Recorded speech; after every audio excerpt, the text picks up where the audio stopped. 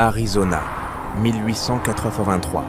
Une nuit où la lune se lève rouge comme une plaie ouverte sur le désert. Nora Callahan, médecin veuve et mère solitaire, n'aurait jamais imaginé que sauver un seul enfant apache la condamnerait aux yeux des siens, ni qu'un jour, ce même geste ferait trembler les montagnes entières quand des sabots tonneront dans l'ombre pour tenir une promesse sacrée. Quand ton heure viendra, nous serons là.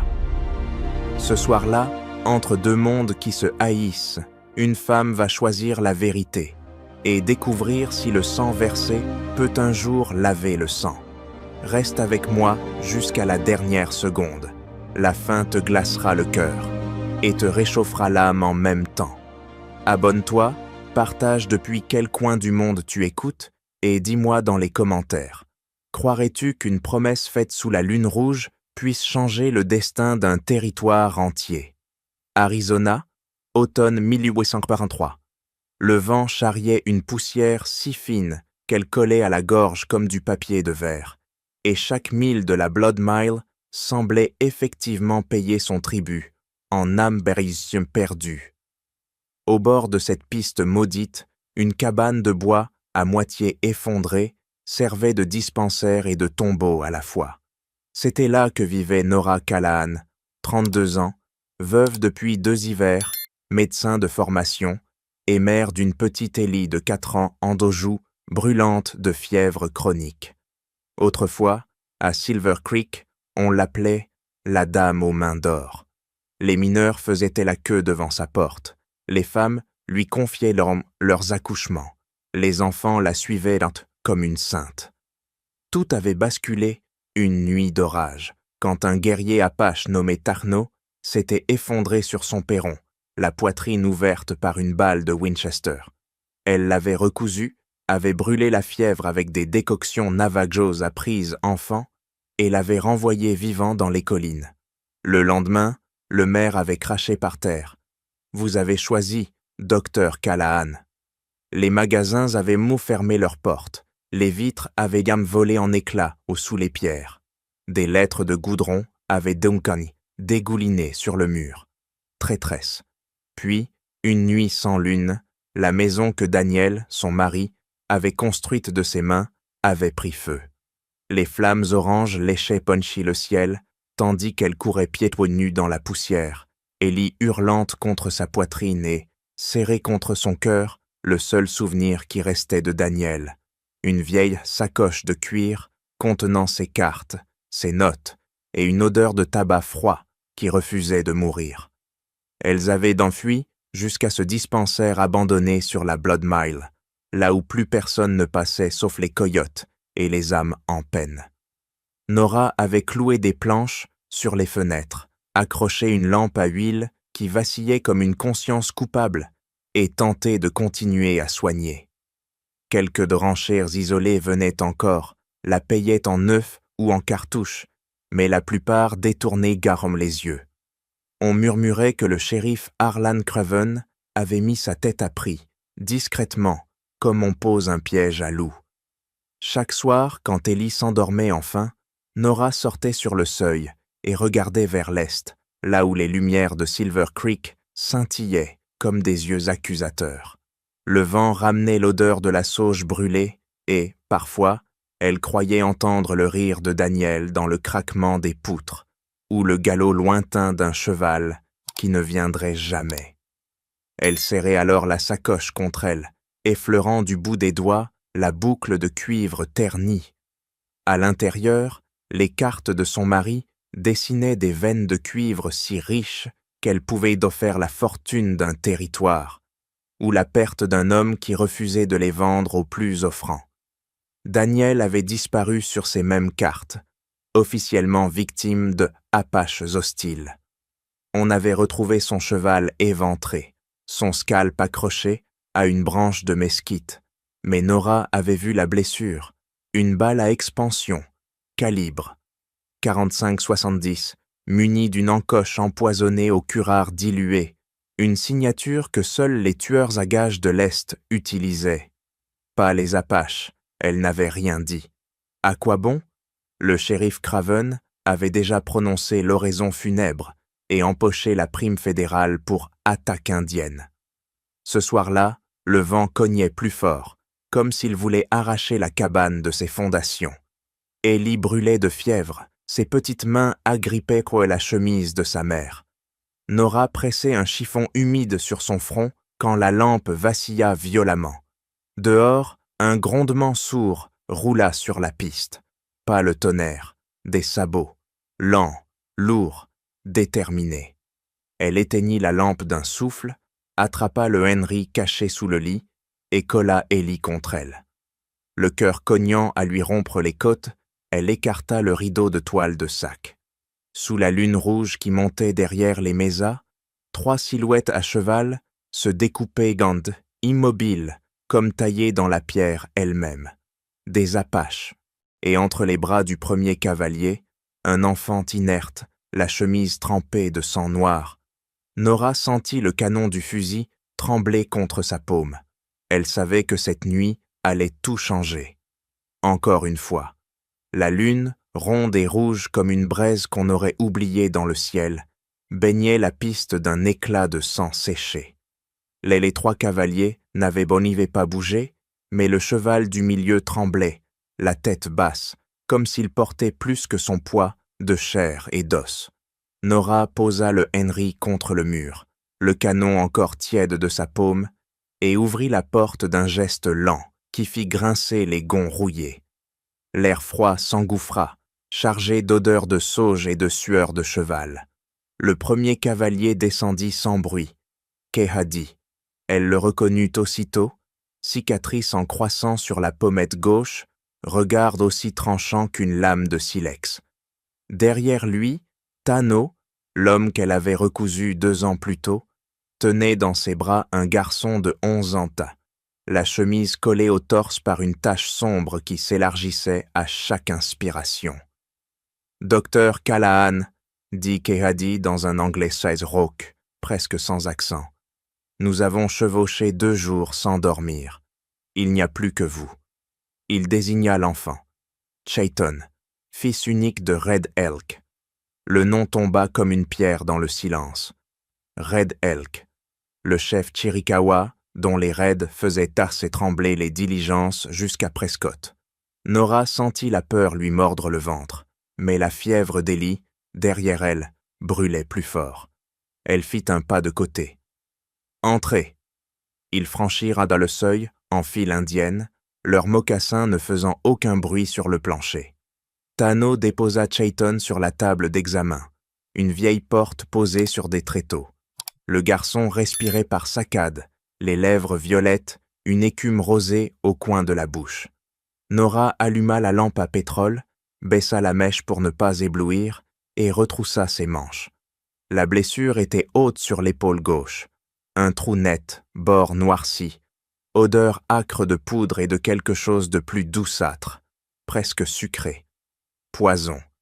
Curare dilué dans du venin de crotal, la signature des tueurs de Black Spur. Elle n'eut pas besoin de demander qui avait tiré. « Combien de temps ?» demanda-t-elle en découpant la chemise avec son bistouri.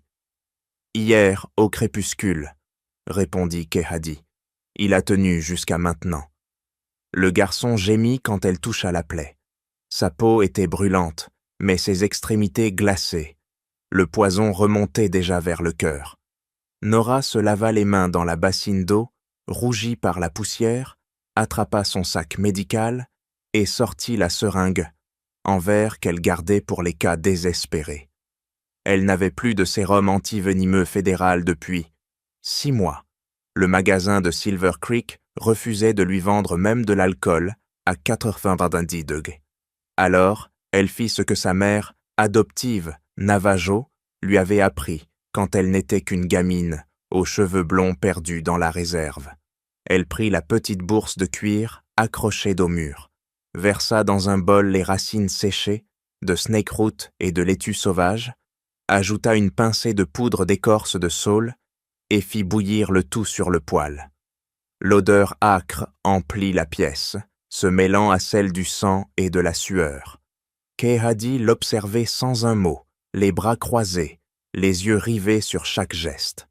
Tano tenait la main de Chayton, murmurant dans leur langue des mots que Nora ne comprenait pas, mais dont la cadence ressemblait à une prière. Elle incisa autour de la plaie en croix, aspira le sang noir avec une pipette de verre, injecta le décocté directement dans le muscle, puis posa une compresse trempée dans le reste de mixture. Le garçon se cambra, un cri étouffé s'échappant de sa gorge, puis retomba, épuisé. Les minutes s'étirèrent comme des heures. La lampe crachotait. Ellie, dans son lit, respirait plus calmement. La fièvre semblait céder, comme si la présence de l'enfant Apache avait aspiré une partie du mal.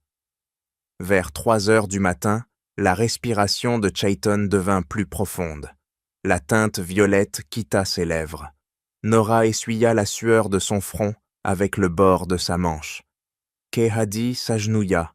Pas un geste théâtral, simplement un homme qui pliait le genou devant une dette plus lourde que l'orgueil. « Vous lui avez rendu la vie », dit-il d'une voix basse, presque un murmure.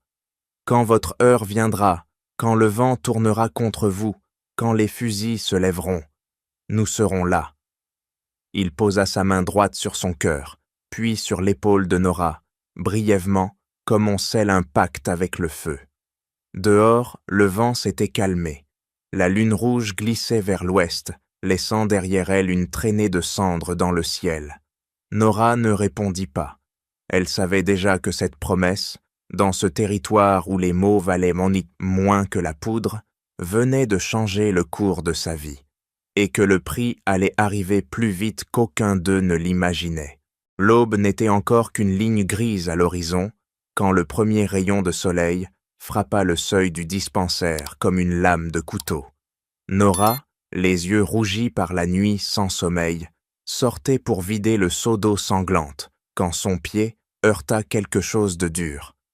Un morceau de papier jauni, plié en 4, coincé sous une pierre plate. Elle le ramassa. Du charbon de bois avait tracé un crâne de cheval stylisé, les orbites vides noircies de suie fraîche.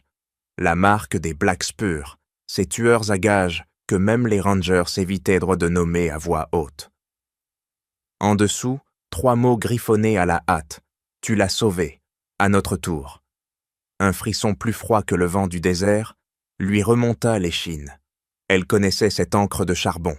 Les Black Spurs laissaient toujours leur signature sur les cadavres qu'ils laissaient pourrir au soleil. À l'intérieur, Kehadi examinait déjà les traces autour de la cabane. Les empreintes de bottes à éperons mexicains, profondes, nombreuses, venaient en de l'est et repartaient vers le nord-ouest, là où la piste se perdait dans les canyons. 10, peut-être 12 hommes, murmura-t-il. Ils étaient là avant l'aube. Ils ont vu nos chevaux. Nora froissa le papier dans son poing. Elle savait qui payait ses vautours. Harlan Craven, shérif de Silver Creek, l'homme qui avait sourires en public et qui signait les primes en privé. Le même qui avait fermé les yeux quand on avait ramené le corps scalpé de Daniel, le même qui avait touché l'argent fédéral pour chaque attaque Apache déclarée. Elle n'avait plus le choix. En moins d'1 heure, la cabane fut vidée de tout ce qui pouvait servir. La sacoche de Daniel, les fioles restantes, la couverture Navajo d'Ellie, le Henry et les 30 cartouches qui restaient. Chayton, encore pâle mais conscient, fut installé en travers de la selle de Tarnot.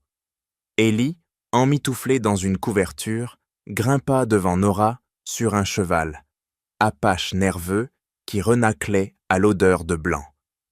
Ils partirent alors que le soleil cognait déjà comme un marteau sur l'enclume du désert, laissant derrière eux une cabane ouverte aux 4 vents et un seau renversé dont l'eau rouge se mêlait à la poussière. La piste vers Red Moon Canyon était un labyrinthe de mesas déchiquetés et de ravines où l'ombre restait noire même à midi. Kehadi ouvrait la marche, lisant le sol comme un livre ouvert. Ici, une branche cassée trop nette.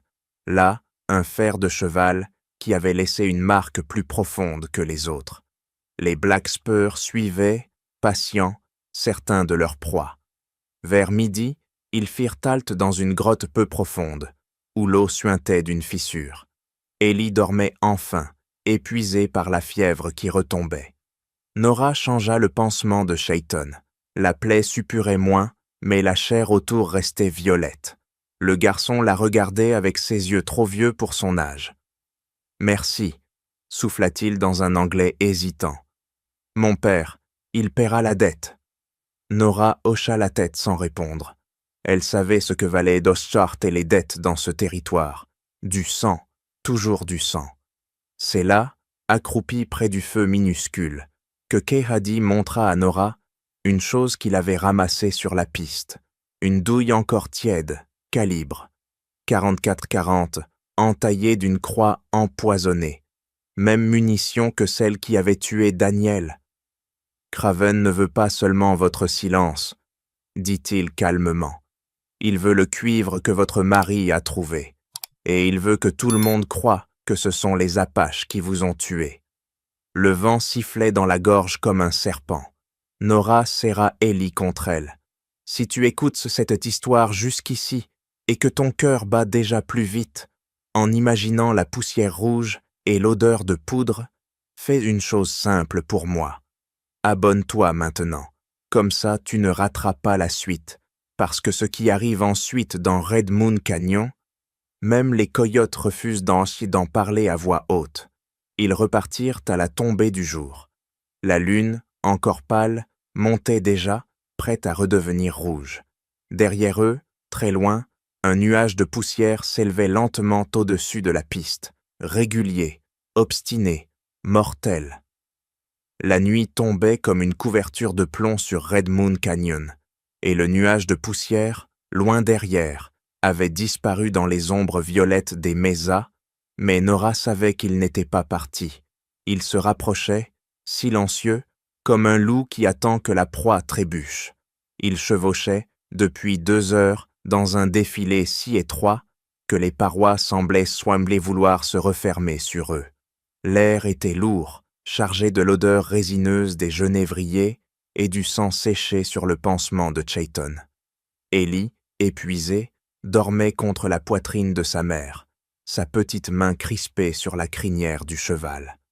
Soudain, Kehadi leva le poing, un craquement sec, trop net pour être une branche morte. Les chevaux s'arrêtèrent toc net. Tano descendit, disparut dans l'ombre d'un rocher, revint presque aussitôt, le visage durci. « Quelqu'un nous suit à pied, un seul. Il connaît le canyon. » Nora sentit son estomac se nouer. Un éclaireur des Black Spurs, envoyé en avant pour guider les autres par les passages secrets. Ils mirent Tolpidum à terre, attachèrent les chevaux dans une anfractuosité et attendirent, armes prêtes. Le vent charriait maintenant, un relent de tabac bon marché et de sueur rance. Des pas légers, prudents, glissaient sur la pierre. Une silhouette émergea de l'obscurité, jeune, maigre, chapeau rabattu sur les yeux. Luke Maddox. 19 ans, visage encore poupin, malgré la barbe de 3 jours et la cicatrice qui barrait sa joue gauche. La même cicatrice que Nora avait recousue 10 ans plus tôt, quand il n'était qu'un gamin orphelin brûlant de fièvre dans un chariot abandonné. Il s'arrêta à 5 pas, mains ouvertes, paumes en avant. « Docteur Callahan !» Sa voix tremblait, mais il ne recula pas quand Tano leva son rifle. « Faut que je vous parle, seul à seul. » Kehadi fit un signe. Les Apaches te reculèrent pan de quelques yards, assez pour surveiller, pas assez pour entendre. Luke s'approcha, les yeux fuyants. « Craven sait tout. Il sait que vous avez sauvé le gosse de Red Elk. Il sait pour les cartes de votre mari. Il m'a envoyé en avant avec 4 hommes pour vous couper la route au col. Les autres arrivent par derrière. » Nora sentit la colère monter, chaude et amère. « Et toi, Luke, tu viens finir le travail que tu n'as pas pu faire quand tu avais 9 ans et que je t'ai gardé en vie ?» Il tressaillit comme si elle l'avait frappé. « Non. » Il déglutit, la gorge nouée. « J'ai vu les cartes, docteur, celles que Daniel avait cachées dans la sacoche. Le filon de cuivre sous Red Moon, Craven l'a su quand il a fouillé vos affaires après l'incendie. Il a payé Black Spur pour empoisonner les sources Apaches, tuer quelques membres guerriers, faire porter le chapeau à Red Elk. Comme ça, l'armée intervient, déclare la zone hostile, et il rachète tout pour une bouchée de pain au gouvernement. Votre mari a refusé de vendre. Alors ils l'ont descendu et ont accroché son scalp à un mesquite. Il baissa la voix, presque un murmure. J'ai tiré la balle qui a touché le gosse, pas exprès. J'ai dévié au dernier moment. Je peux pas recommencer. Nora le regarda longuement. Elle se souvenait du gamin fiévreux, qui pleurait en appelant sa mère morte. Elle se souvenait aussi du regard de Daniel, quand il parlait de ce filon. Si ça sort, ça va tuer des gens, Nora. Des deux côtés. Qu'est-ce que tu proposes ? Demanda-t-elle enfin. Luke désigna une fissure dans la paroi, à peine visible. Un vieux sentier de contrebandiers. Monte raide, mais on passe à cheval. Je vous guide. Après, je reste en arrière. Je ralentis les autres. Vous aurez 6 heures sur d'avance. Peut-être plus. Kehadi, qui avait écouté de loin, s'approcha. Il examina Luke comme on examine une vipère, lentement, sans illusion. « Si tu mens, dit-il simplement, ton scalp ornera ma selle avant le lever du soleil. » Luke hocha la tête. Il savait. Ils repartirent sentis dans la nuit noire, suivant le garçon qui grimpait comme un chamois sur des passages que même les chèvres auraient hésité à emprunter. Les sabots claquaient sur la pierre, les parois renvoyaient l'écho en 1000 fragments. Ellie, réveillée, serrait le cou de sa mère sans un pleur. Au sommet d'une crête, Luke s'arrêta, tendit l'oreille. En bas, très loin, des lueurs de torches vacillaient déjà dans le canyon principal. « Ils arrivent plus vite que prévu, » murmura-t-il. « Partez, maintenant. » Nora mit pied à terre, posa la main sur son bras. « Viens avec nous. » Il secoua la tête, un sourire amer aux lèvres. « Trop tard pour moi, docteur, mais pas pour la petite. » Il détacha son propre cheval, le gifla pour le faire partir au galop dans la direction opposée, puis se tourna vers le sentier qu'il venait de quitter. « Dites à Red Elk que Luke Maddox a payé sa dette. » Et il disparut dans l'ombre, revolver au poing, descendant seul vers les torches qui montaient. Nora remonta en selle, le cœur lourd comme une pierre. Derrière eux, le premier coup de feu claqua dans la nuit, suivi d'un cri étouffé, puis du silence. Le coup de feu de Luke roula encore dans le canyon quand les premiers rayons de la lune rouge frappèrent le sommet de Red Moon Pass, transformant les parois en lames de cuivre, ensanglantées. Nora talonna son cheval, Ellie plaquée contre elle, tandis que Kehadi et Tano s'armaient la marche, Chayton calé entre eux malgré sa faiblesse. Le sentier de crête était si étroit que les étriers raclaient d'arto la pierre. Un pas de travers, et c'était la chute de 300 pieds, sur les rochers, en dents de scie. En contrebas, les torches des Black Spur serpentaient déjà dans le défilé, plus proches qu'il ne l'aurait là recru. Luke avait gagné du temps, mais pas assez. Au milieu de la montée, Kehadi fit arrêter la colonne. Il désigna un chaos de blocs énormes, vestige d'un ancien éboulement que les Apaches appelaient les dents du serpent. « Œil, on les attend d'ici, » dit-il simplement. Ils mirent trop pied de beurre à terre. Nora cala Ellie derrière un rocher, lui mit son foulard sur la bouche pour étouffer tout bruit, puis rejoignit les hommes. En quelques minutes, ils décelèrent dans les pierres les plus instables, calèrent dans des leviers de genévrier secs, tendirent dans des cordes de crin tressées. Un piège vieux comme les canyons eux-mêmes. Le premier cavalier des Black Spur apparut en bas, silhouette noire contre la lune rouge. Puis un deuxième, un troisième. Harlan Craven chevauchait en tête, chapeau blanc impeccable, étoile de shérif luisant comme un œil mauvais. Nora les compta. 9. Luke avait dû en descendre au moins 3. Craven leva la main. La colonne s'arrêta. Il flairait le danger. Il avait survécu trop longtemps pour ne pas sentir l'odeur de la mort. « Callahan !» hurla-t-il, la voix amplifiée par les parois. « Je sais que tu es Lazaro avec ces sauvages. Rance-toi, et je laisse la gosse vivre. » Nora sentit la rage lui brûler la gorge. Elle arma le Henry, visa, mais Keadi posa sa main sur le canon. Pas encore. Craven fit signe. 4 hommes Siondolomi mirent tête piétonte à terre et commencèrent l'ascension. Revolver sortit, progressant de rocher en rocher. C'est alors que le premier bloc dévala. Un grondement sourd, comme si la montagne elle-même se réveillait, puis une avalanche de pierres et de poussière s'abattit sur les assaillants. Cris, hennissements, corps broyés sous des tonnes de rocs. Quand le nuage retomba, il n'en restait que 4, Craven et 3 de ses lieutenants, couverts de poussière, visages tordus de haine. Ils reprirent l'ascension, plus lentement, plus prudemment, tirant dans toutes les ombres. Une balle siffla près de l'oreille de Nora. Une autre fit voler des éclats de pierre à côté de la tête d'Ellie. Craven arriva le premier au sommet, revolver braqué. « Fin de partie, doctoresse. » Il visa Ellie. Nora leva son Henry, mais avant qu'elle puisse presser la détente, le monde explosa en cris de guerre et tonnerre de sabots. Des 2 côtés du col, des silhouettes surgirent, comme des fantômes. Plus de 20 guerriers, Shirikawa, visage peint de noir et de rouge, lances brandies, rifles à la main. À leur tête, Red Elk lui-même, torse nu malgré le froid, cheveux retenus par une bande de cuir ornée d'une plume d'aigle. La lune rouge les baignait d'une lumière infernale. Craven pivota, revolver vide, le visage blême. Red Elk descendit de cheval, sans hâte, posa la main sur l'épaule de son fils qui titubait vers lui. Puis, il leva les yeux vers Nora. « Ton heure est venue, » dit-il d'une voix grave qui portait jusqu'au fond du canyon. « Et nous sommes là. » Les guerriers encerclèrent les 4 survivants en un clin d'œil. Pas un coup de feu, juste le cliquetis des menottes de cuir et le bruit mat des crosses sur les crânes.